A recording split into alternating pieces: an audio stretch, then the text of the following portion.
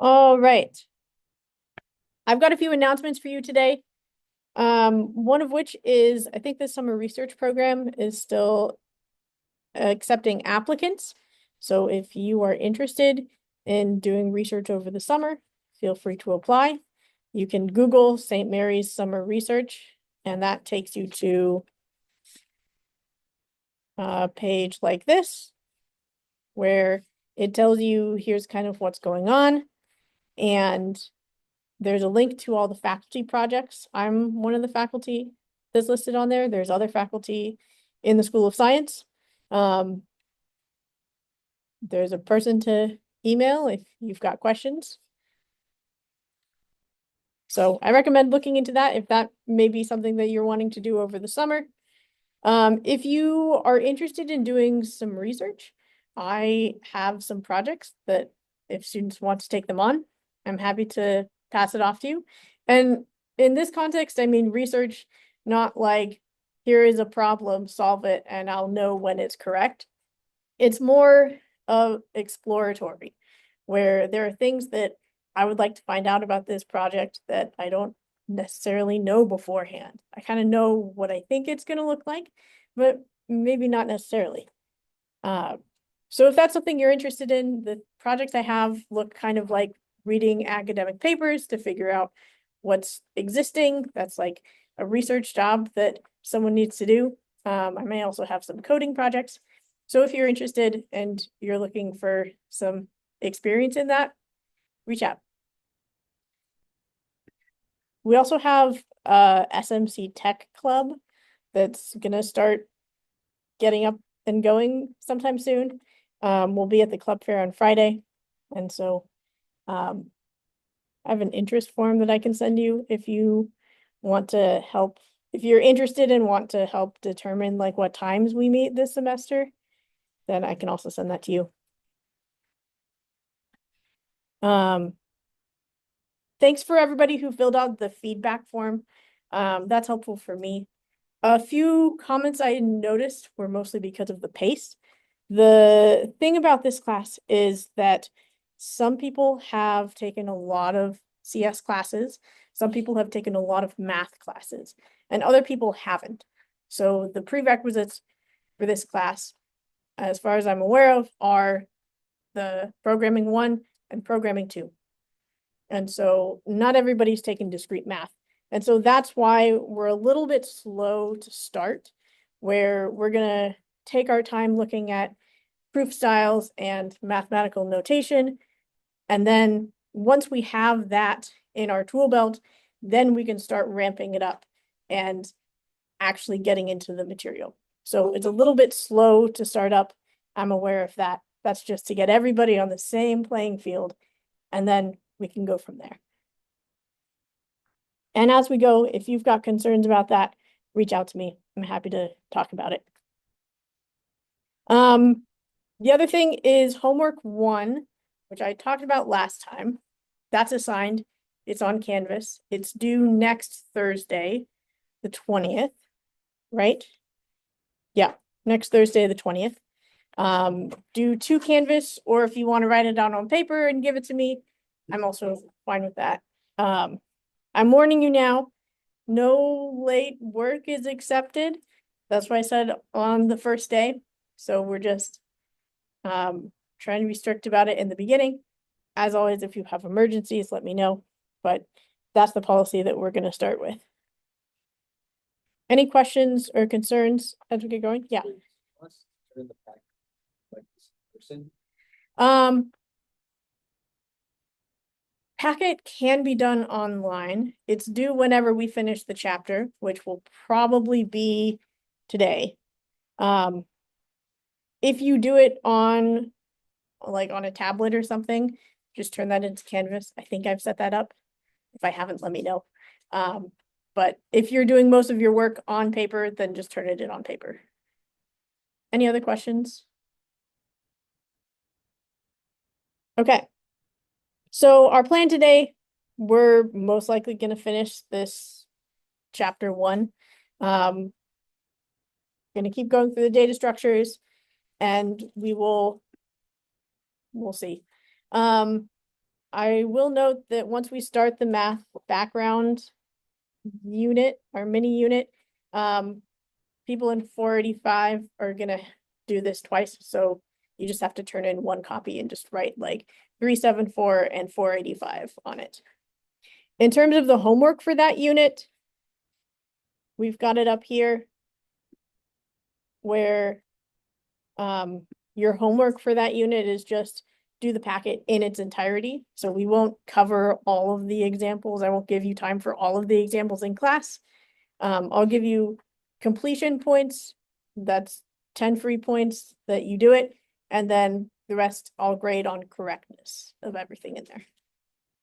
So hopefully an easy homework. The goal for the math background section is just that it's easy. If you've done discrete math, you'll know what you're doing. And if you haven't, then hopefully it'll be straightforward. Okay, so let's go. Let me pull up, not that one, that one.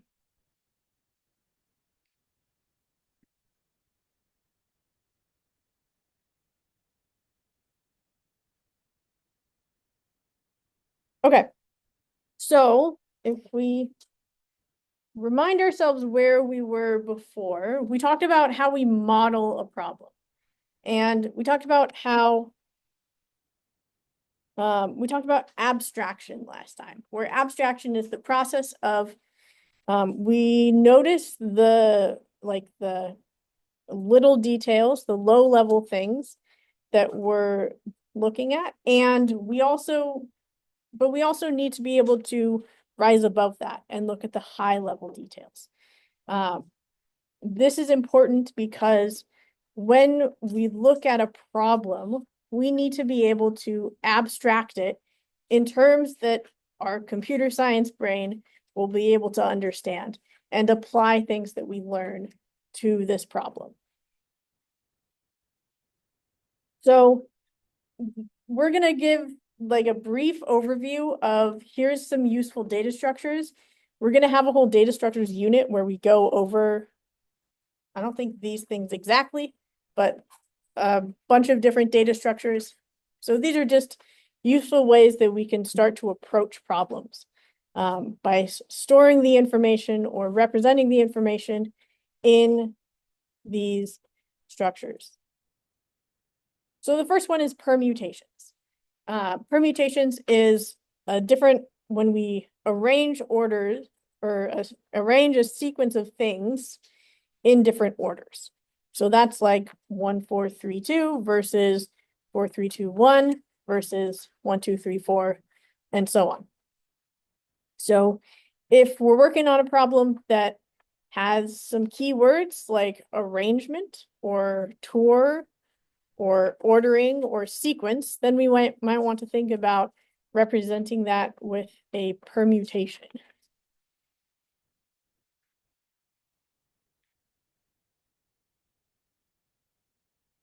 Another important thing that we'll also look at in the math background is subsets. So a set is just a collection of things, and a subset is like a subset. So we've taken some of the things and we're holding those. So like if we've got a bag of fruit and then we pull out like a banana and an apple, banana and apple, that's a subset of our whole bag of fruit. In a set, the order doesn't matter.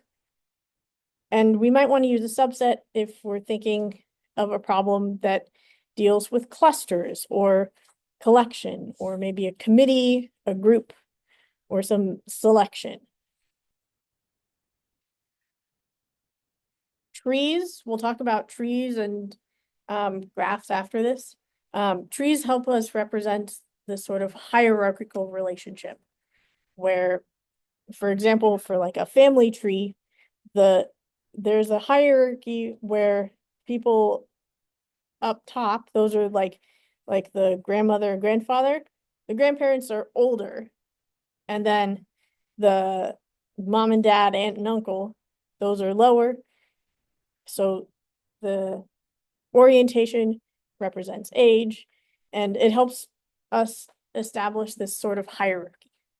And so we use that for especially like taxonomy. That's one of the things that people can look at, and we can represent those really well with trees.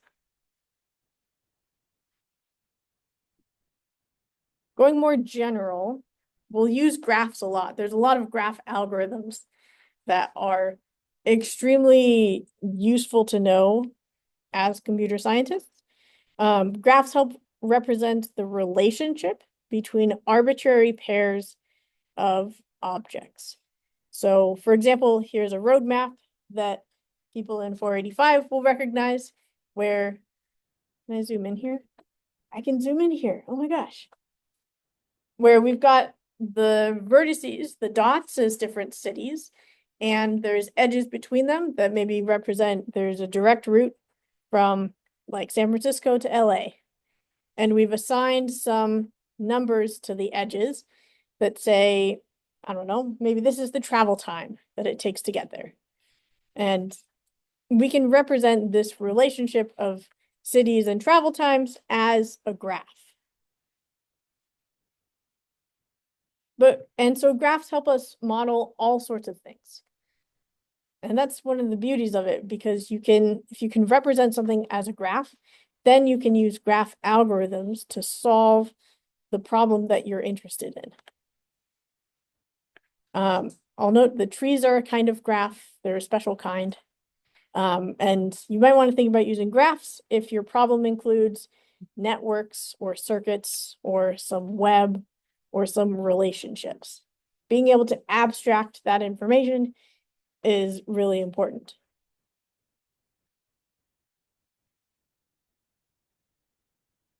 Yeah, we can also represent it as like a social network where you've got like, you can represent it where one person is friends with another person.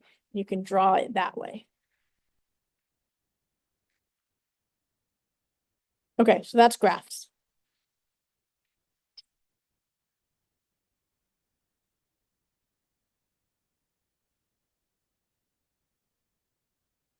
Another kind of data structure is points. So for example, if I search for McDonald's in the East Bay, it gives me a set of points of these are places that I could go. Those are locations in geometric space. So whereas graphs are kind of wibbly, you can put them wherever you want. Points, the locations actually mean something. So sites, positions, data records, location, those can all be data points that you work with. Then we've got polygons. Polygons are defined regions, so an area. I will say that polygons are used in like gerrymandering applications. So people trying to figure out if like a voting map is gerrymandered. Also in my research, 3D printing, I look at polygons, triangles specifically. So I try and do algorithms with triangles. The other one is strings. Strings are just sequences of characters at their core. It's kind of like an array, you know, where you have sequences of letters that are just stored linearly in a straight line. So those are also used in like some bioinformatics applications, looking at DNA or RNA.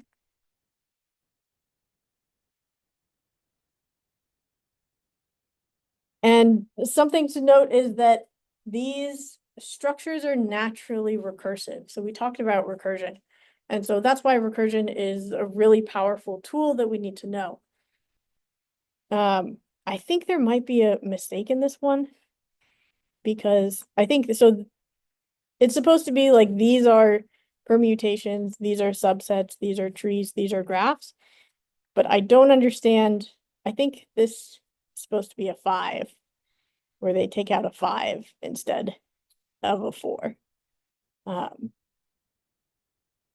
Alas. But the idea is you take something out of this subset and you've still got a subset.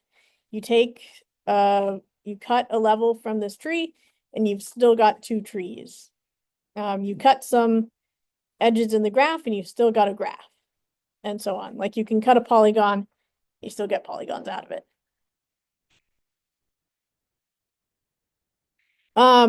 So we'll talk about proof by contradiction, where we talked about kind of induction in general. So now we'll talk about contradiction in general.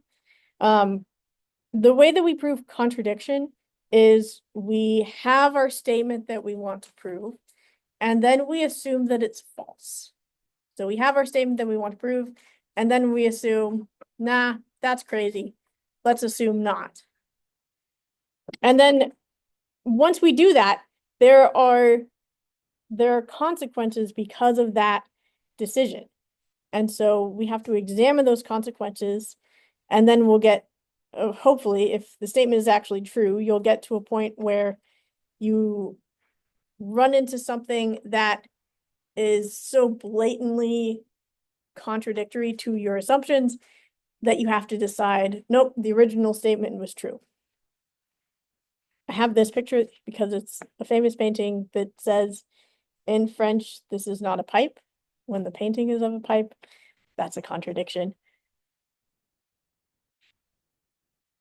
Okay, so I'm gonna do one of the statements from Pump Up the Jam, where we want to prove that the string Pump Up the Jam is an anagram of Jam Up the Pump.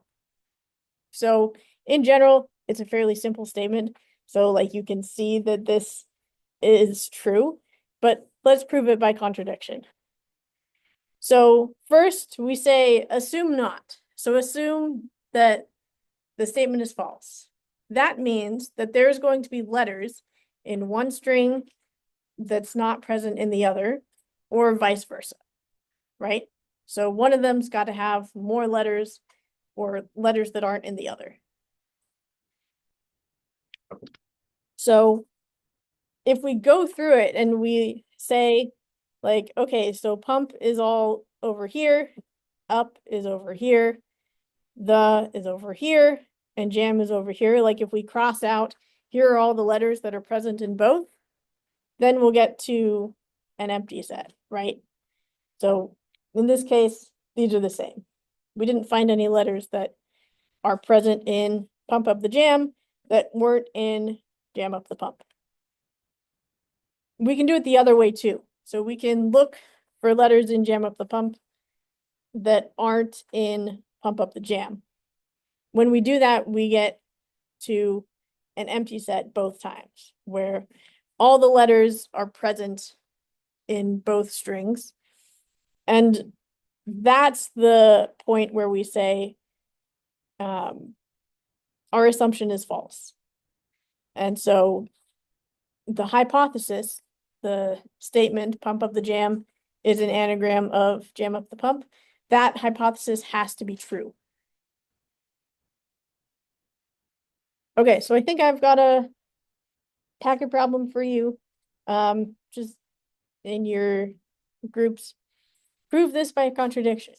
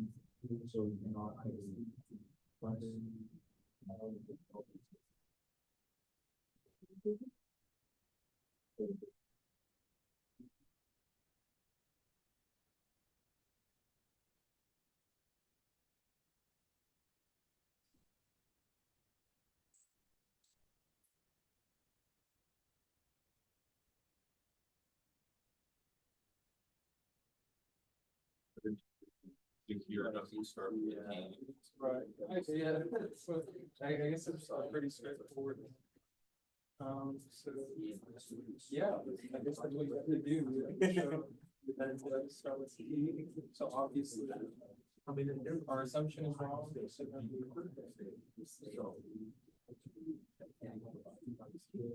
Sure, yeah.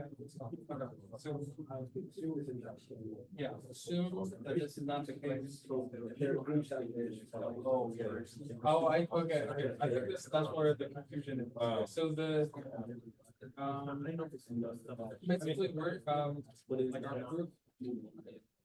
Is just, I mean, we have to prove that the cure has the brothers and spelled it underground.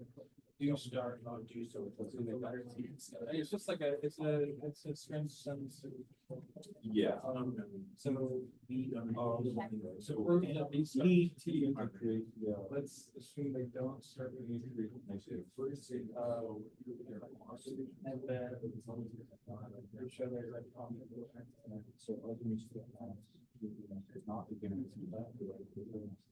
All right. So it's a fairly silly and simple example, right? But the point is here to just practice the method of proof where we assume not, and then you go through and then you see, oh, but it actually does start with a T. Therefore, my assumption is false. And so then this statement is true. Okay, so our last bit of things is estimation. Estimation is going to be one of an important strategy as you go forward in this class. The big thing is if you don't know something, you need to be able to guess. So like we need to be able to, I'm working on the next chapter's slides now, and we're talking about like finding an upper and lower bound for certain equations. And so being able to guess like where should I be landing on this? For example, if like, let's say I brought in a jar full of pennies and I asked you how many pennies are in this jar, the sort of things you might think about are like, you know how at the bank you can get like rolls of pennies? How many rolls of pennies can you fit in your hand? And does that correlate with like the size of the jar? You can calculate the volume of the jar or the weight. How many? Yeah. So the idea with estimation is you're going to use, it's a mix of calculations, the things that you know to be true or things you can find out by Google, and also information from past experiences. So maybe you've held a jar full of pennies and you remember how heavy it is. Yeah, so we're looking at trying to solve the problem in different ways. So sometimes there is an answer and sometimes we have to estimate the answer. So the idea for estimation is that maybe you try and estimate it one way and then you try and estimate it another way. So maybe one that you use information from Google and another one that you use from your experience. And you ask generally, do they agree in order of magnitude? So for the pennies, maybe it's a difference between like 1,000 pennies and 1,000,000 pennies. Those are different orders of magnitude.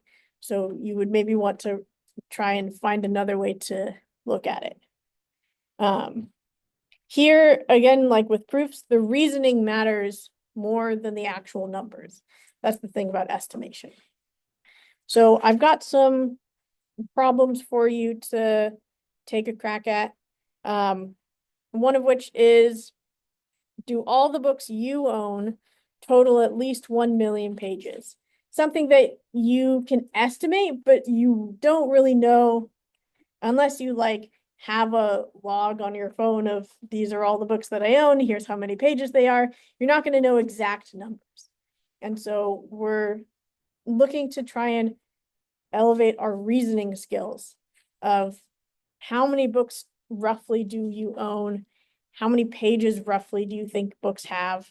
And then also for the library.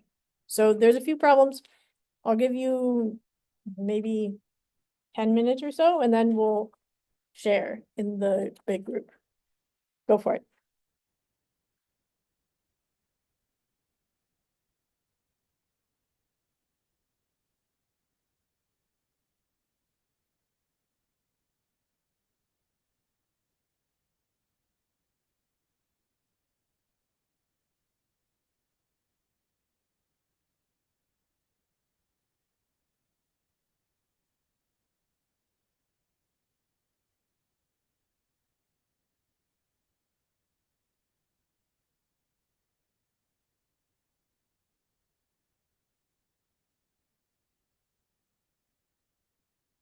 Yeah, question.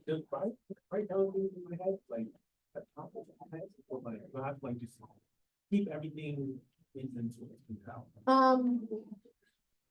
I think the idea is that you don't like for the second one, like try and do the arithmetic in your head. Don't like write down 1 million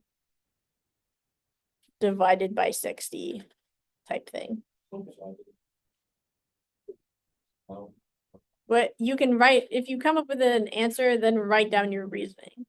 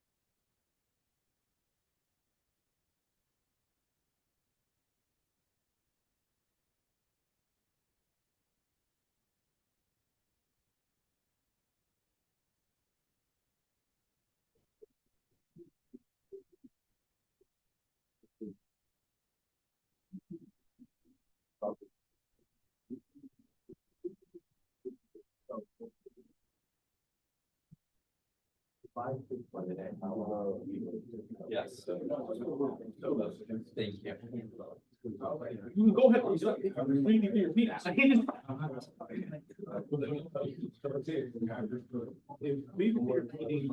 Now,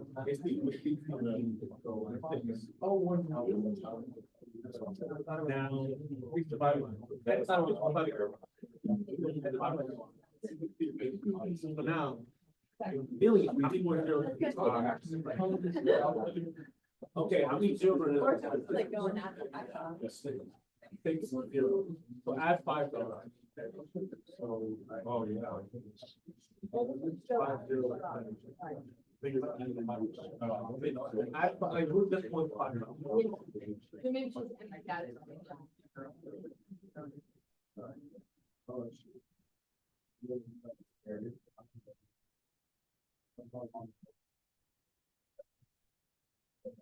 For this 200,000, 400,000. All of that good for us, like,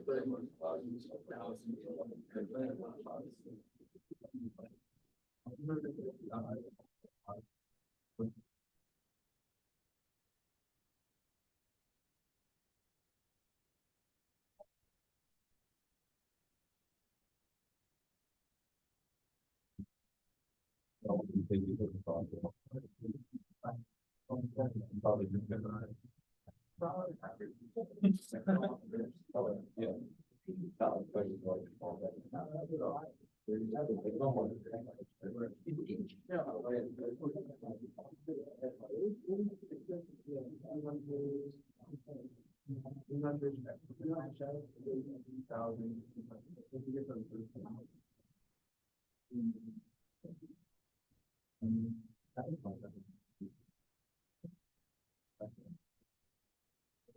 that was second, third line, that's what I'm gonna take a minute, because,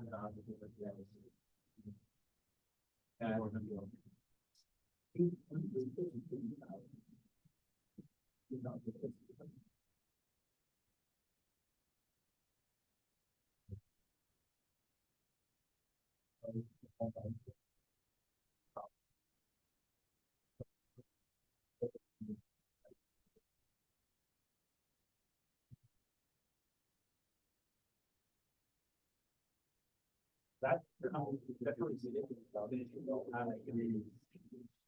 Yeah, divide that by two. Why not? Over here.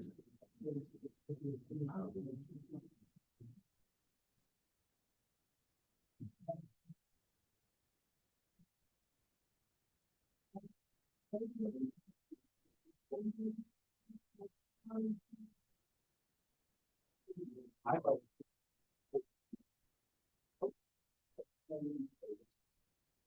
It's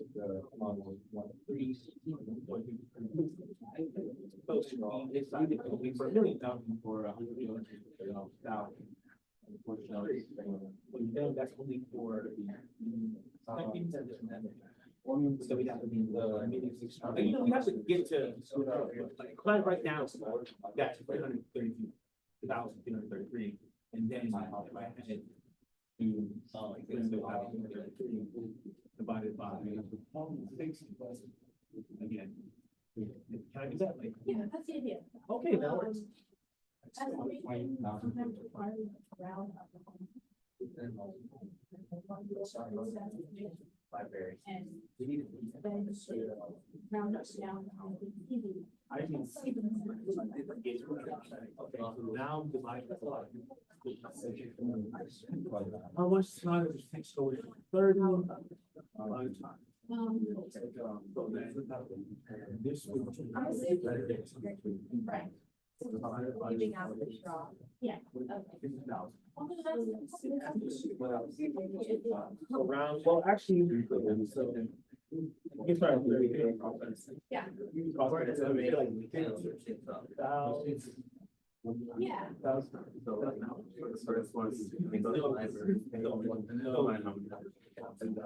It's going to be. Minutes. 50,000. So that's the trigger for. It's kind of based on like, oh, there's one. That's right. The other is like, so like library website. Like, there's like the exact number of books to take. Yeah, maybe the book that you have to make so many changes. It's just normal plastic. That one is sort of back.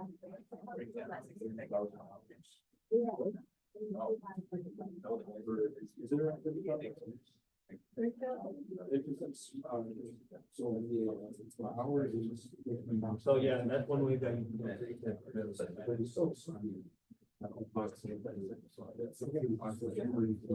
Every day.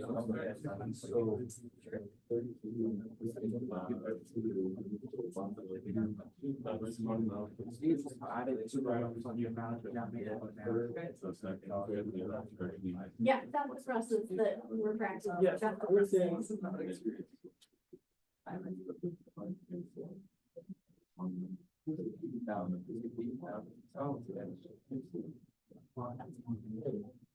Okay, actually, yeah, so how many, what's the, how many did you get for?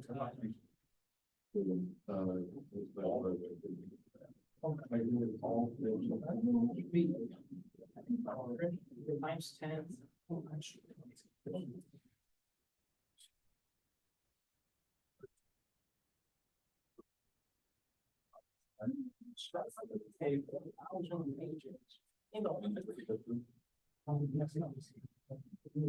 I assume they have 10 books per section.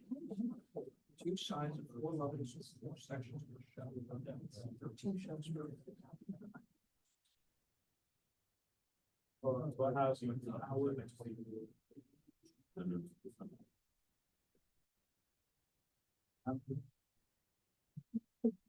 How many folks? Wait, no, sorry. That many folks.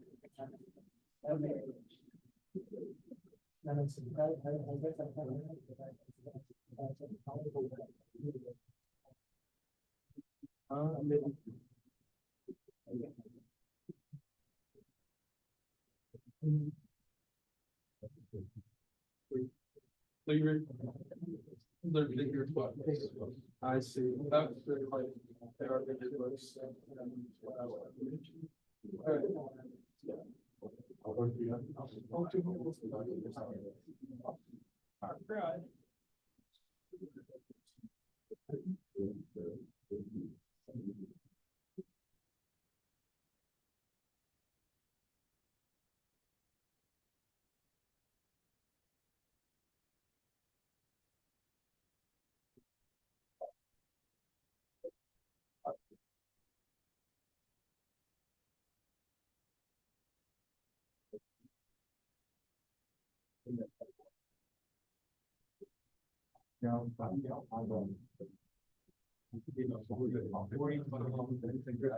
I would say about, let's say about.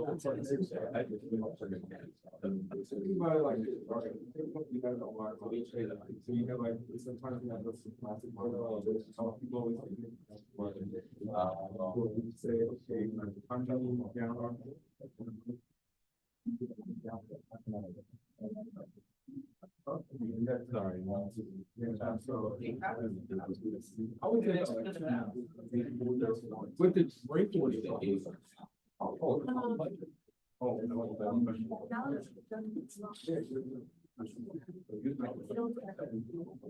with the drinking. I would say with the drinking straw, I would say about. If you're drinking only.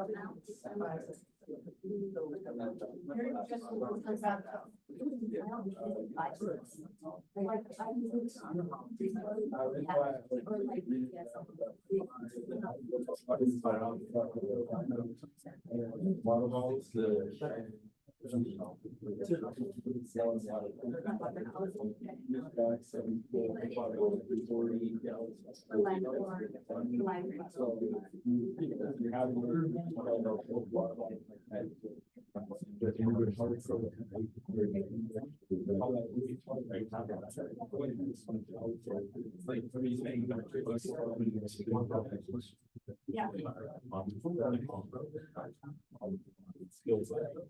It could be like a baby straw or. Yeah. Like.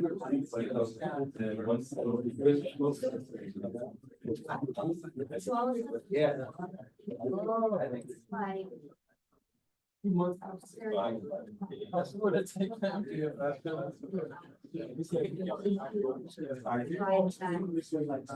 If you continuously survey, we're gonna do. Yeah, no.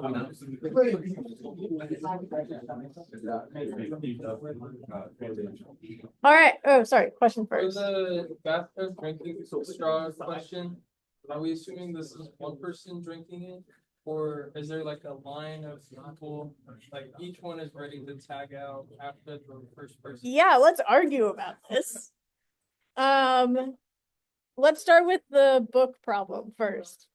So I'm expecting that for n groups that we have around, we're gonna have n different answers, maybe.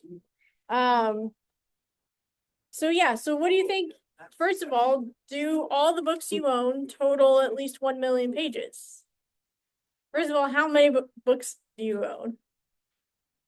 But like nowhere near is even like 2,000 pages. Yeah. So like that's enough to know, like. Yeah, I like just moved this past summer and I estimate maybe I own upwards of 50 books.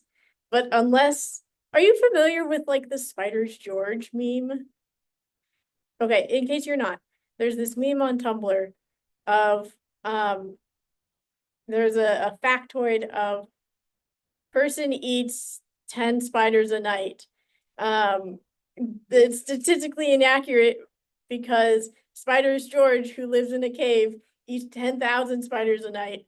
And oh wait, no, I gotta That's come. the outlier, Yeah, right. but it's not. For Okay, I'll read it aloud. Average person eats 3 spiders a year. Factoid actually just statistical error. Average person eats 0 spiders per year. Spiders George, who lives in cave and eats over 10,000 each day, is an outlier and should not have been counted. So yeah, so like let's say I had 10 books, but I had or like 50 books, but I had oh gosh, I'm gonna get this mental math wrong, but like I had maybe like 10 or so that are like really big and hefty books that have like thousands and thousands of pages. Then maybe even though I have 50 books, I do have books that are over 1,000,000 pages. Right? So it kind of depends on what we consider to be an average size book. How many total pages do you think are in the SMC library? Let's go around the table and see what you said. Someone over here. There's like a million. 1,000,000? Okay. How did you get there? I'm like guessing there's like 100,000 like books in the library. 100,000 books? Like from a range of like 200 to like 1,000. Mhm. If you multiply like 100,000 by like the amount, which is 1,000, Mhm. and that's around like 20. Okay, That's how I thought. cool. Someone else over here do it differently?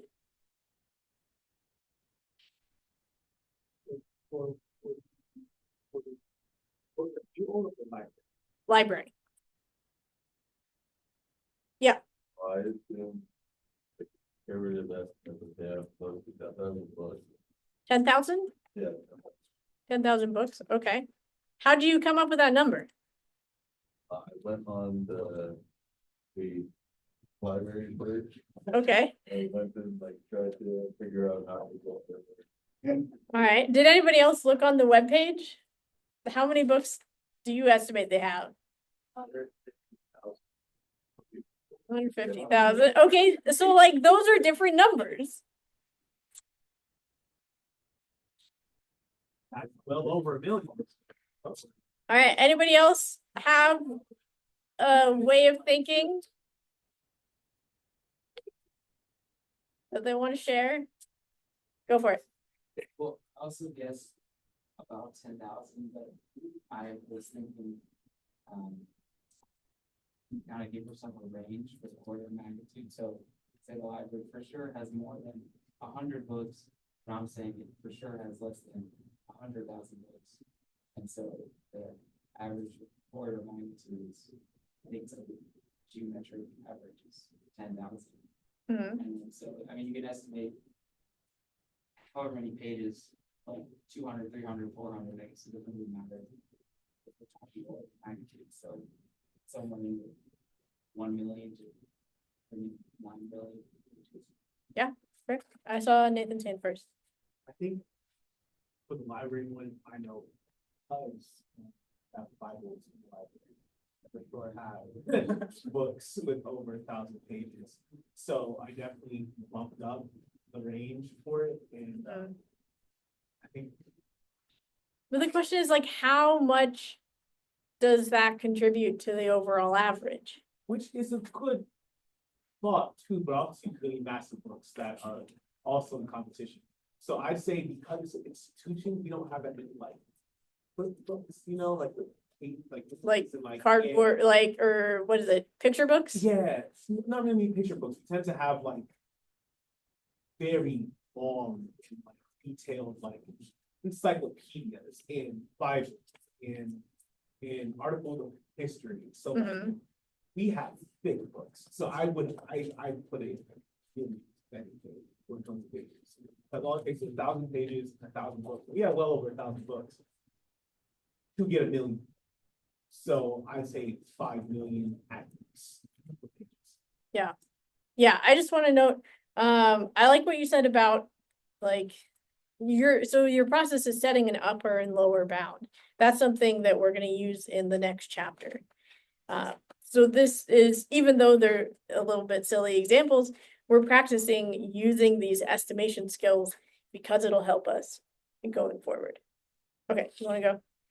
I guess my average page per book, like 300, because we do have pretty big ones, but we also have like a multicultural children's book section, and each one of those is like 15 pages. So I said if if each shelf section has 10 books, and there are 2 sides of 4 levels of 3 sections per whole shelf, and there are 13 shelves per floor, then there's probably 2,808,000 pages. Yeah. Yeah, go for it. So I changed my math up a tiny bit upon hearing that there was 150,000 books approximately instead of what I had guessed 20,000-ish. Okay. But I just said, there's probably like I guessed, I averaged how many pages they might have. I figure 500 was a good number, and it's easy to multiply by. Mhm. So I just said, okay, 150,000 books, 500 pages each. That adds up to 75 million pages. That's fair. So as we do this process, we're practicing abstraction, right?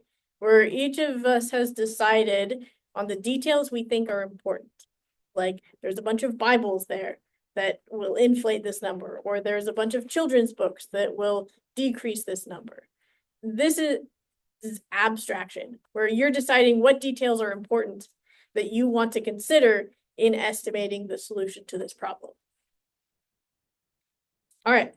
Someone tell me what's your process to answer hours in 1,000,000 seconds? Go for it. So my whole idea was that, so first start off, multiply 60 hours. An hour, there's 60 minutes, and there's 60 seconds, that's 3,600 right there. And so I just thought that you could just kind of turn 3,600 into like 3,300. Okay. And so you divide the million by 3,300, knock out 3 zeros, and that's 100,530, which is around 33,000 hours. 33,000 hours. Okay. Anybody else? Yeah. 1 million divided by 3,600. So I did 1 million divided by 4,000 and 1 million divided by 3,000. And then the average is just around 290. And then put it over the lower because it's close to the 4,000. 4,000 and 4,600. Okay. Anybody else?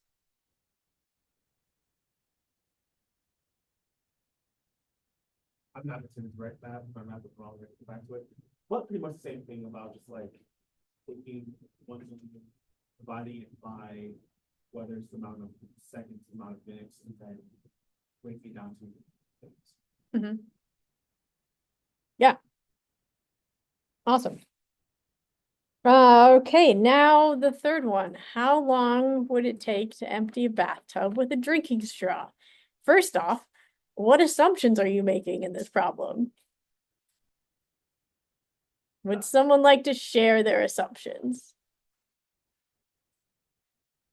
I assume that person didn't have a straw, so like it drained the size of a straw to empty out like less than 10 minutes, maybe it's 5. So your assumption is the person is not drinking it. Person is like drain, it's just a drain, the size of.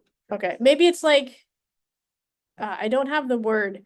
But in like a lab, is it siphon? Yeah, where like you fill this and then you transfer it somewhere else. And yeah. Yeah, so maybe that's the situation. Did anyone assume that the person is drinking the water?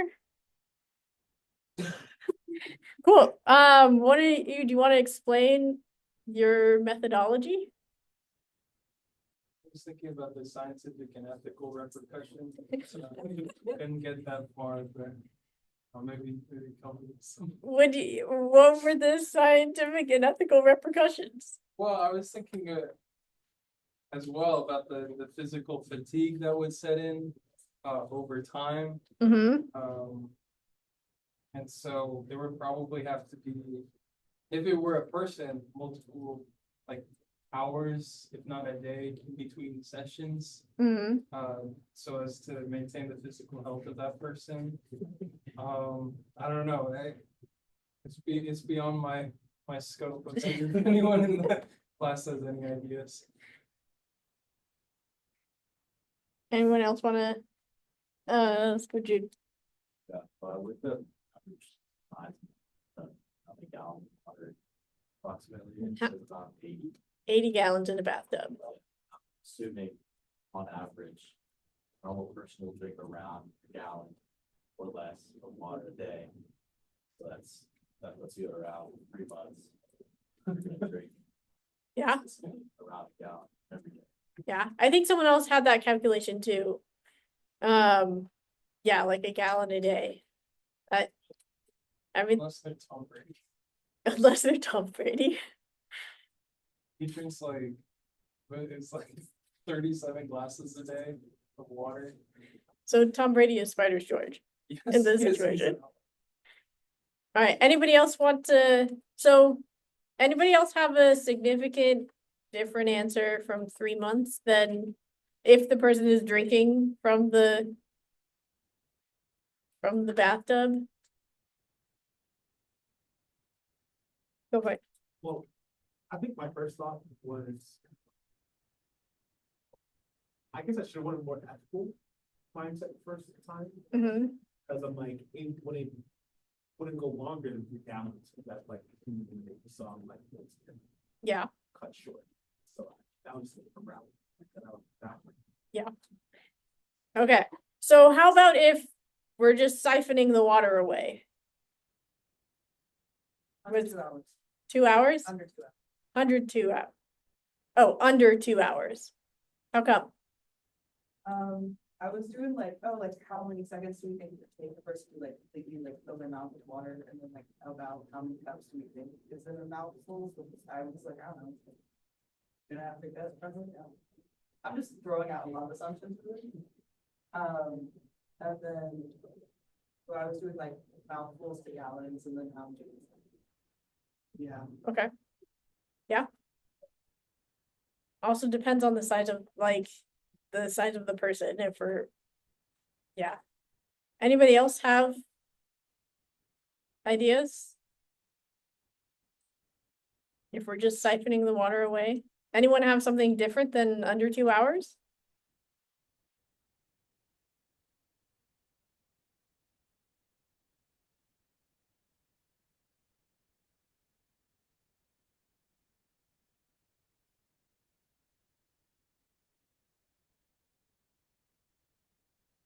Under 2 hours, gold standard. Does the size of the straw matter? Would that change our calculation? They have like those like straws. And have Like the little coffee stir straws? and I'm pretty sure there's comfort straws that are just warming yourself like. Straw matters. Yeah, so like one of those coffee stirrers versus like a boba straw. You do it a lot faster with boba straw. Yeah, any last comments?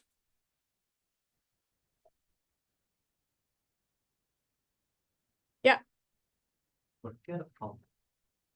Get all the water out. If you get a pump, you could, yeah, as long as you have so if you have a pump and you connect it to a straw. Yeah. So then there's like the time that you would spend like adding water, removing water is decreased. So now the only thing that matters is the true flow rate of water.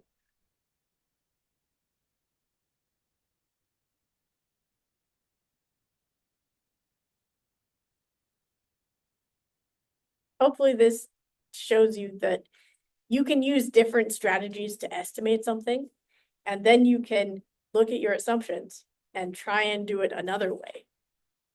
So if you estimate it one way, like, let's say if you estimate it when the person is drinking the water versus if you've got a pump going, those are two different numbers. Okay. Yeah. Thank you very much. That's the end of chapter 1. So at the end of class, I'll just ask you to leave your packets behind. Make sure your name's on it. I'll look through it and bring it back to you, hopefully next class. If you're not able to turn it in today, if you go to my office, there's a box outside the door. You could just like drop it in there. Or if you did it on a tablet, you can submit it to Canvas. Or are there any other options? Or you could scan it and turn it into Canvas. There are options available to you. You choose the best one for you. Do you have a question? Cool. All right. Stop sharing.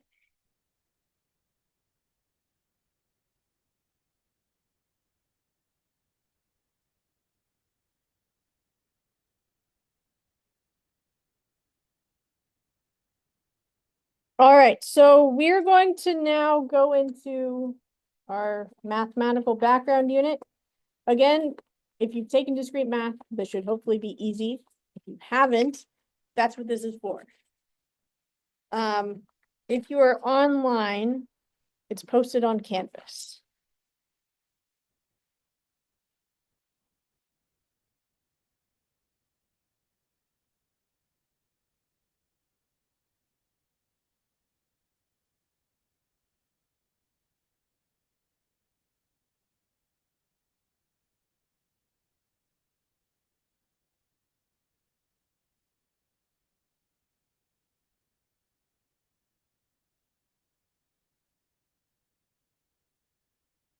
And if you're in 485, just choose one. Or you could fill it out twice if you wanted to, but you only need to turn in one. Okay, that's still making its way around.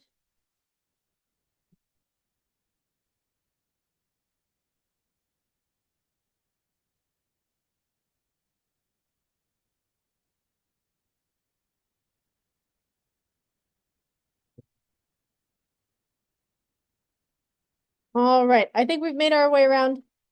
So let's go ahead and get started. Here's the things we're going to cover.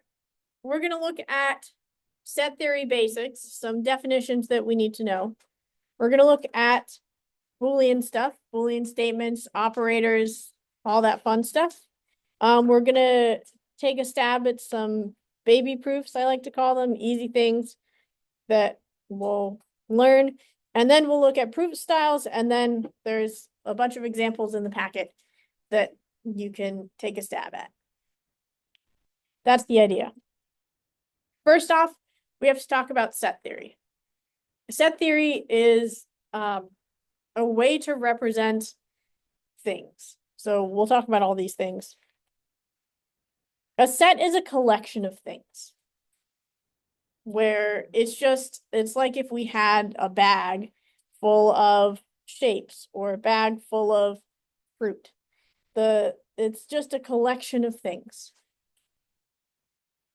The things can be shapes, so we've got polygons over here, numbers or letters, whatever. We just care about that there are things in our set. The order of a set doesn't matter.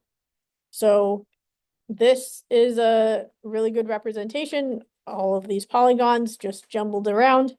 They're all in the set. The order doesn't matter. We've got a set of fruit here where we've got a cherry, banana, apple, and kiwi. And they're in this order right now, but the order of apple, kiwi, banana, cherry, that's the same set. So the order doesn't matter. We can write it in whatever order we want, and it's still the same set. Also, we don't care about repeats in a set. So if we wrote cherry, banana, apple, cherry, cherry, banana, kiwi, that's the same set as just cherry, banana, apple, kiwi. So if there are repeated things, we just ignore them. The way we write a set is with the curly brackets. So that's how we say it's a set. So that's why I like the fruit version where that's our set.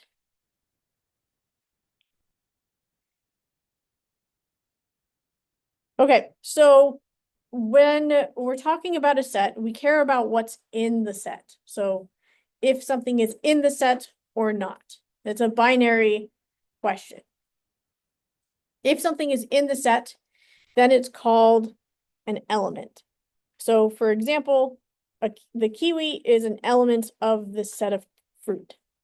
It's a member of this set. So for this set of students, you are an individual member of the set. Even if we shuffle around, or I guess if maybe you have a clone, then it's still just the same set of students. The way we write element of, you'll see in a lot of math notation, it's this, it looks kind of like a little E, or an epsilon. And the way we read something like this is X is an element of the set A. And if you use LaTeX, it's \n. So it's either, an element is either in the set or it's not.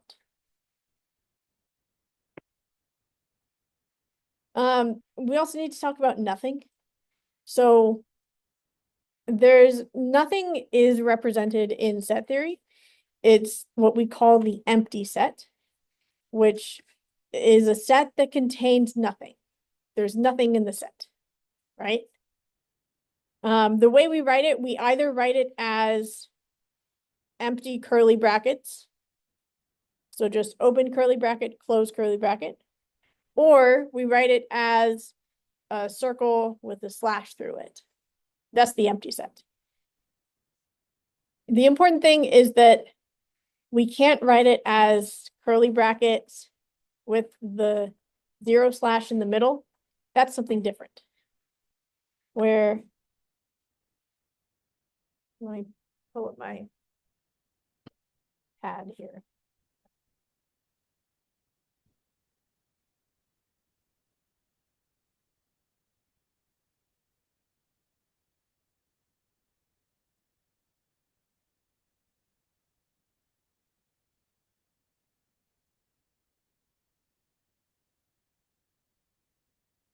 Okay, so let's look at 3 cases. And we'll look at the size of each of them. So the size of this one, the first one, which is just empty curly brackets, there's nothing in that set, so the size is 0, right? There's nothing there. So the size is 0. And for this one, it's just another way of writing this. So the size is also 0. But for this one, there's something in that set, right? These curly brackets mean we have a set. And something being inside those brackets means we've got something in the set. That thing happens to be the set containing nothing. So the size is actually 1 here. This is a little confusing. This is mostly just a terminology note to say this is not the same thing as these two. Okay, subsets, here we go again. We say that a subset is some set of elements that are also in the bigger set. So for our fruit, if we take an apple and banana, that's a subset of our bigger set of fruit. All of the things in our subset are still in the bigger set. So that's what makes it a subset. Yeah. So like if we're looking at ABCD, the possible subsets can include just like one element. So like A or B or C. It can have 2-element pairs, 3-element groups. And then the list of all possible subsets also includes the set itself, so like ABCD, and it should also include the empty set. Those are 2 implicit subsets that we need to remember. So when we're considering what are the subsets in ABCD, we should also remember ABCD is a subset. It's a trivial subset, but it still is. And we should also consider the empty set is an implicit subset. If you've taken discrete math, you may remember the power set. That's the list of all possible subsets. We'll take a minute or two, look at problem 2, and try and see what are the possible subsets and what sort of number could we give them.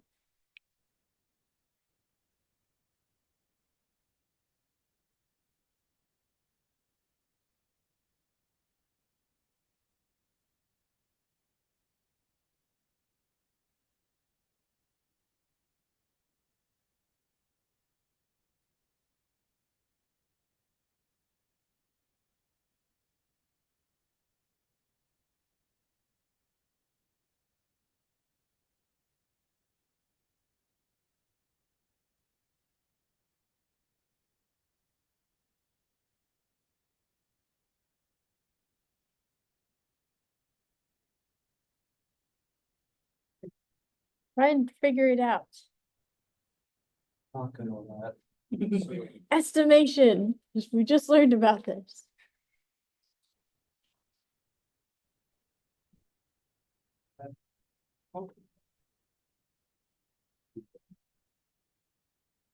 All right, so let's keep on going.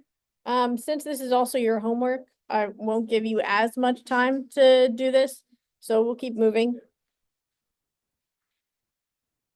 So when we're working with sets, we want to ask, first of all, how do we add to a set? Like we've got some group of fruit here. What does it mean if we want to add like an orange to the set? What would that look like? How would the set change?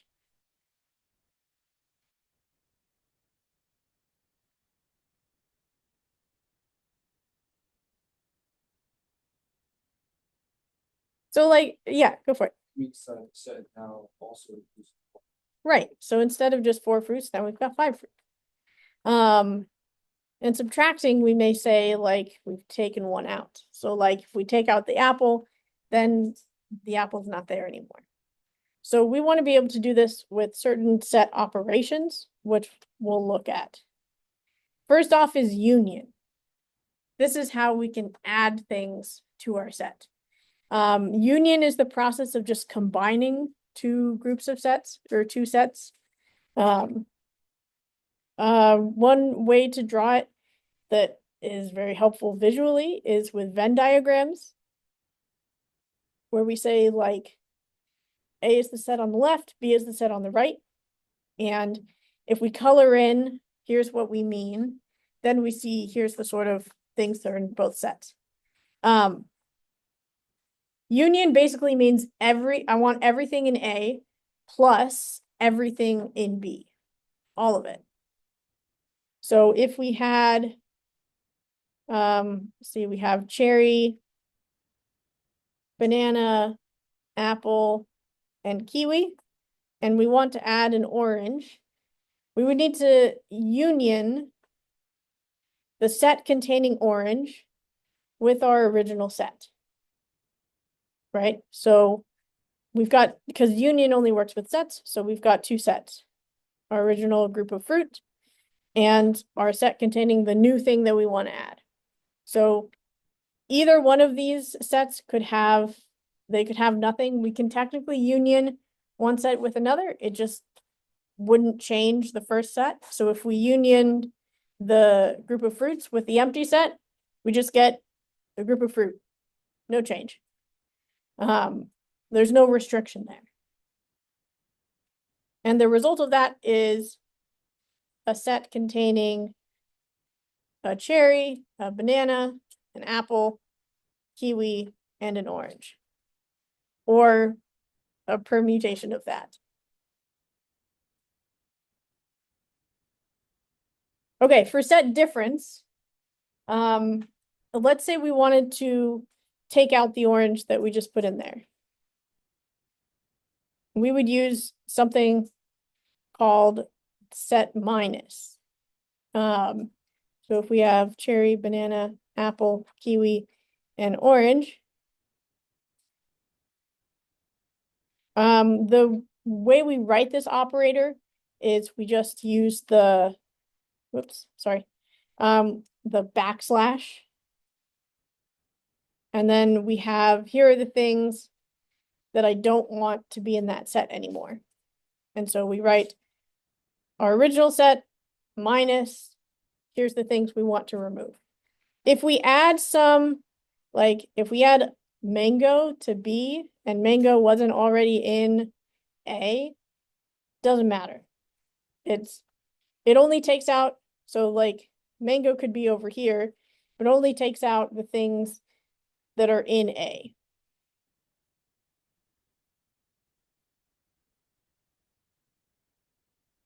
Another way to filter the things in a set is with intersection, where that's all about finding common elements in these two sets. And again, we don't have any restriction on how big we want the sets to be. The way that we say this Venn diagram is I want everything that is in A that is also in B. So everything that's in A, that's our first circle, that's also in B. That's our second circle. And then we color in the middle because these are the only things that are in both of those sets.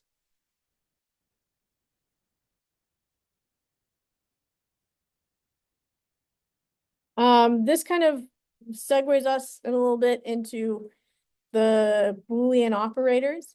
So the union gives us the OR operator. The intersection gives us the AND operator. Where OR allows us to do either one of these or the other or both. And only says, I only want when these two things happen together. The complement, so let's say that if we look at the complement of A, first we need a notion of U. U is the quote unquote universe. So all the numbers that we care about, or every value or element that we care about. And so the complement is basically just everything but. So A complement, which we typically write A with a little C up top as the superscript, or sometimes A prime with a quote. That's the complement, which says everything but the things in A.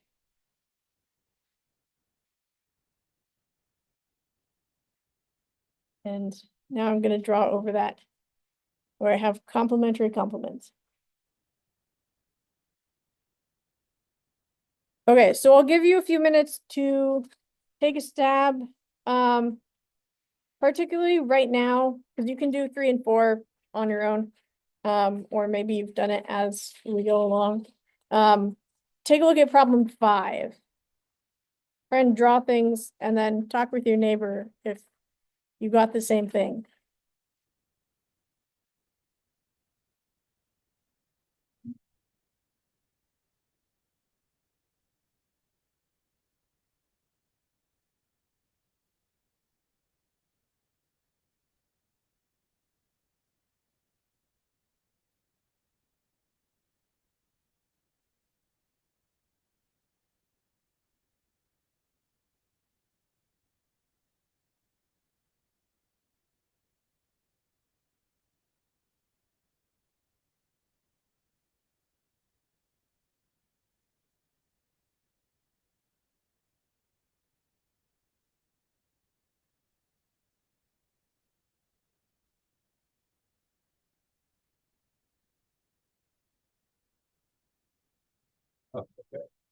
In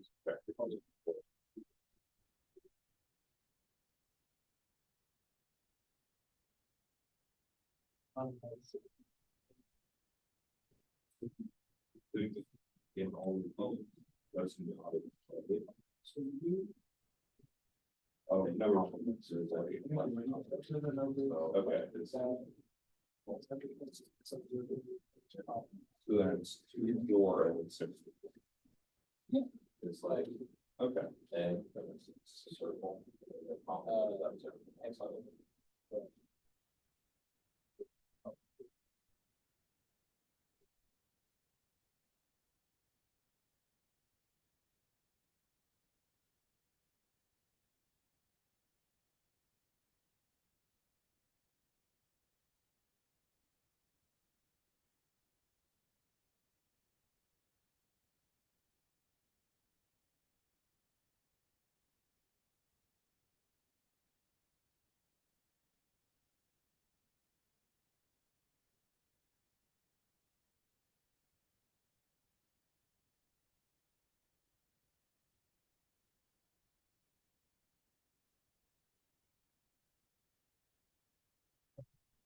Just for the.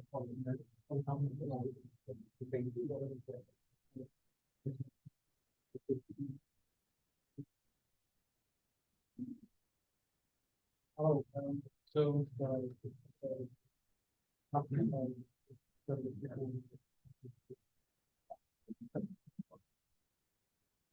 Yes. Oh, okay. I don't know yet, so.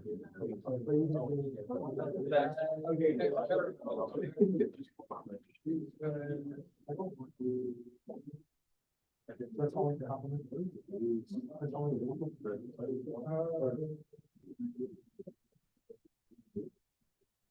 They'll be right. Oh, no, just for anything, the conference, Yeah.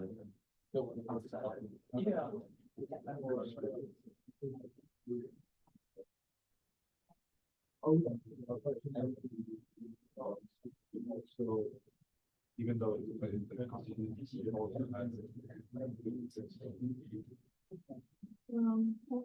Here, or one of them is. Okay, so we just. Because then it's saying.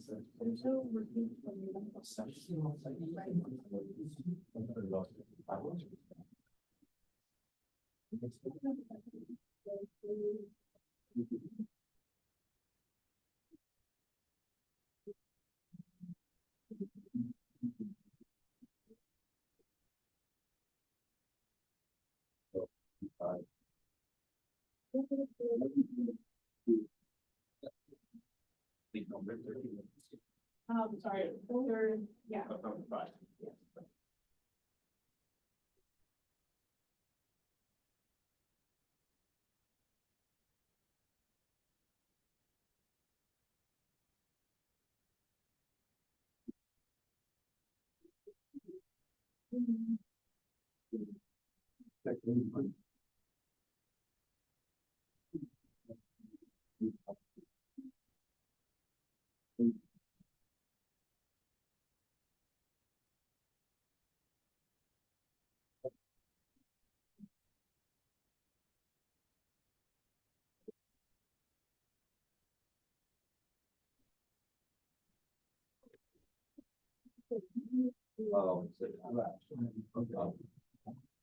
You'll see, sometimes you'll see a written line and sometimes you'll see a written.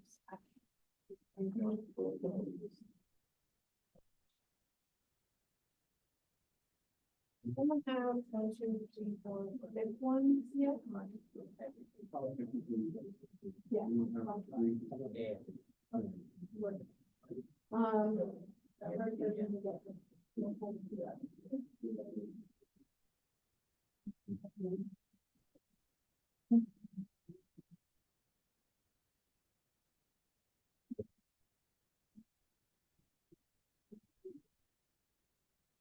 Oh, it's even smaller.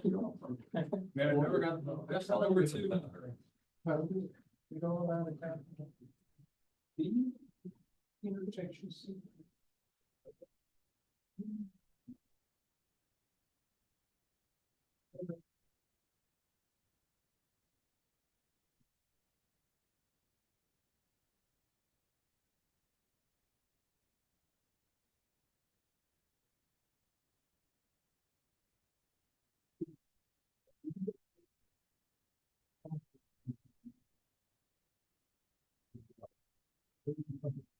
I really like this.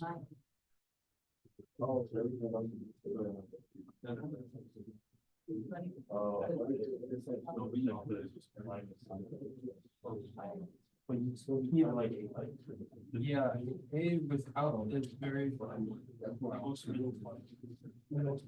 it's so. It's A without the parts of A that are also in both B and C. Oh, they do all three.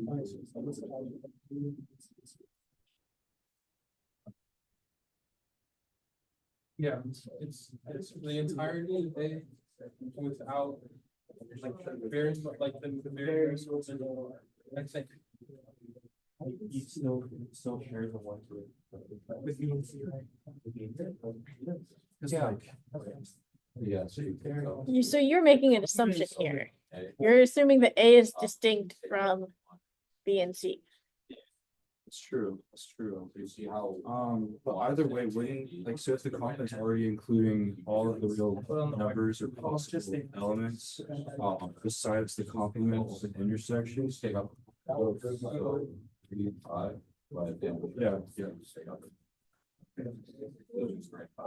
Yeah. This is interesting. So wouldn't it already be included? Like, isn't like the A union redundant then, or Um, just like, I don't know, like imaginary numbers or something like that? yeah, it's pretty much redundant. We'll talk about it. Okay. Yeah. Sounds good. Did you guys get A union B intersect C yet? Yeah.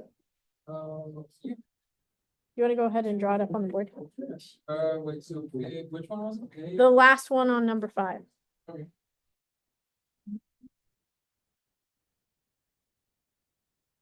I have a marker right there.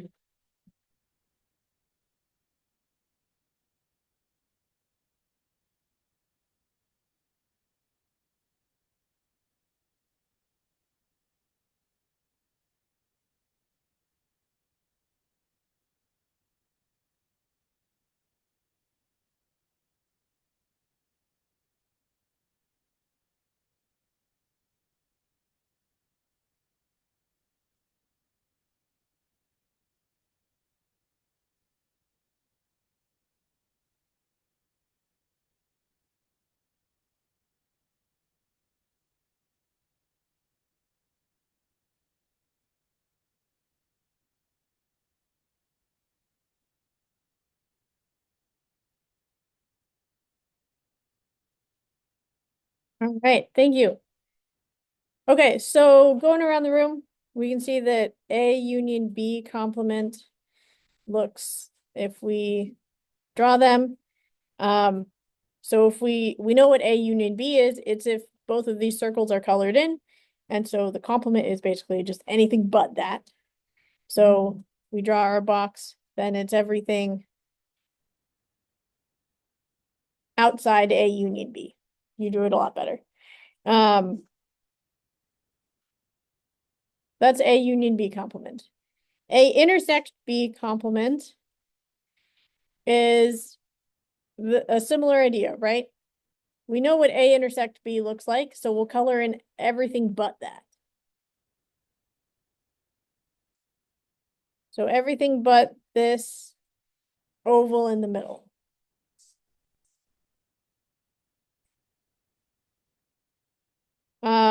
I mentioned earlier this is sometimes written with like an actual minus sign, or it's written with the backslash. They're equivalent.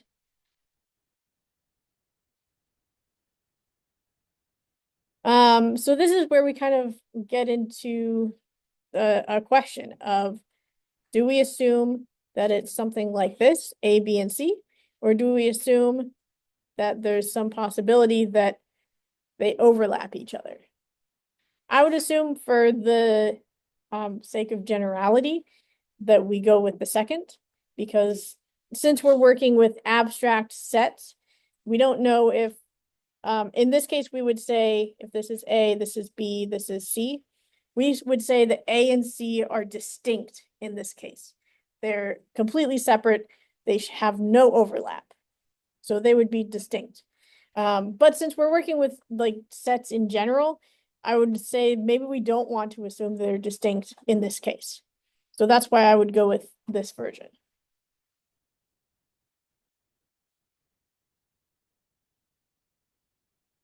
So if this is A, this is B, this is C, then the way that we work with this is basically PEMDAS, right?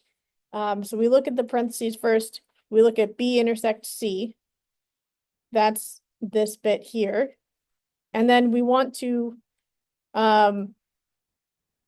take this bit away from A, right? So we start with A, reading left to right. We start with A, then we take away things that are in B intersects C. So it ends up being things in A, but we don't color in this little sliver of the things that are also in B and C.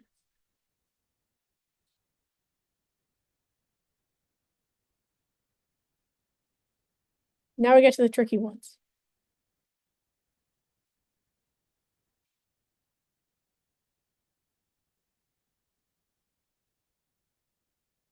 I think we may just have enough time to get through these. A, B, and C. Okay, so for A union, B intersects C complement, let's start from the right. Well, first of all, we know, that we're going to be coloring in everything in A because it's union, A union something. So we've got A, that's great. And then B intersects C. And then we take the complement of that.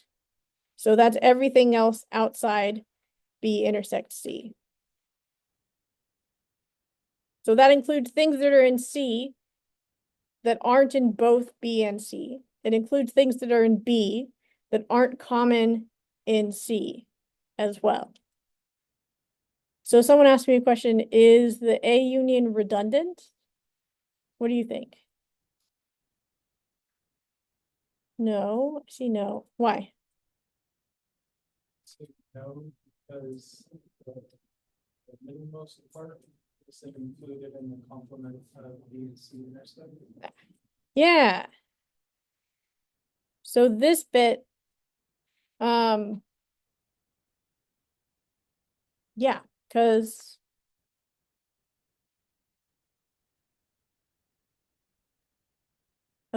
my solution doesn't have that, but I think it should include these things. And I think this is where order of operations can come into play, where if you did the right hand bit first, and then union A, you get here. But if you focus more on the B intersects C complement, then maybe you would forget that. Yeah. So between intersection and union, like what's the precedence between those? Left to right and parentheses. Yeah. Okay, we've got 2 more minutes, so let's do the last one, which is everything in A, union B intersects C, which is this portion. Awesome. Okay, so next time we will continue with Boolean things and actual proofs. Please, if you've got your paper packet all filled out, please turn it in, leave it on the table before you go. Thank you, and I'll see you on Thursday.